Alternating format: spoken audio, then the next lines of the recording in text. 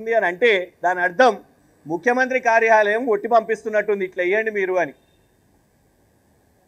దాంట్లోనే అర్థమైపోతున్నది. రజతోత్సవాల ముందు ఒకవైపు బీఆర్ఎస్ పార్టీ వాళ్ళ రాష్ట్ర వ్యాప్తంగా కార్యకర్తలు శ్రేణులు అందరూ కూడా బీఆర్ఎస్ రజతోత్సవాలు చలో వరంగల్ కార్యక్రమంలో ఇవాళ మేముంటే డైవర్ట్ చేయడానికి ఇవాళ అరెస్టులు పెట్టి ఇవాళ మమ్మల్ని పోలీస్ స్టేషన్లో చుట్టూ తిప్పాలనే ఒక ప్రయత్నం చేస్తున్నారు. అవసరం ఉన్నదా ఇంత కక్ష?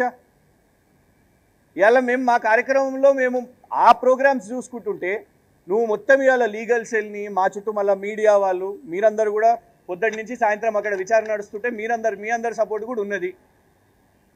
దాన్ని ఎట్లా చేద్దాం, ఎట్లా డిస్ట్రాక్ట్ చేద్దాం, ఎట్లా డైవర్ట్ చేద్దామనే ఈ కేసులు వేస్తున్నారు.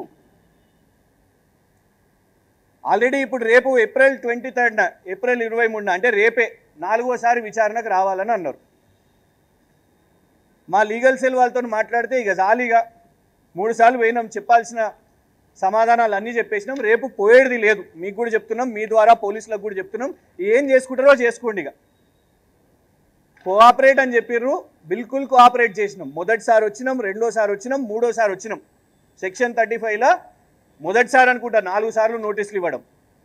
ఇప్పుడు ఈయనే ఫోన్ అడగబట్టే ఒకటే ఫోన్ని 2 పోలీస్ స్టేషన్లకు ఎట్లా పంచి పెడతాం? సగం సగం ఇమ్మంటారా? లేకుంటే బ్యాటరీ ఒకళ్ళకు, ఛార్జర్ ఒకళ్ళకు, డిస్ప్లే ఇంకొకళ్ళకు, స్క్రీన్ ఇంకొకళ్ళకి ఇమ్మంటారా? ఆల్రెడీ మాదాపూర్ పిఎస్ఓలు గతంలోనే ఫోన్ సీజ్ చేసుకున్నారు. ముందు కూడా పోయిన సంవత్సరం ఒక కేసు వేసి ఫోన్ జప్తు చేసుకున్నారు. ఆ ఫోన్ మీ దగ్గరనే ఉన్నది. మళ్ళీ ఇప్పుడు ఇదొకటి.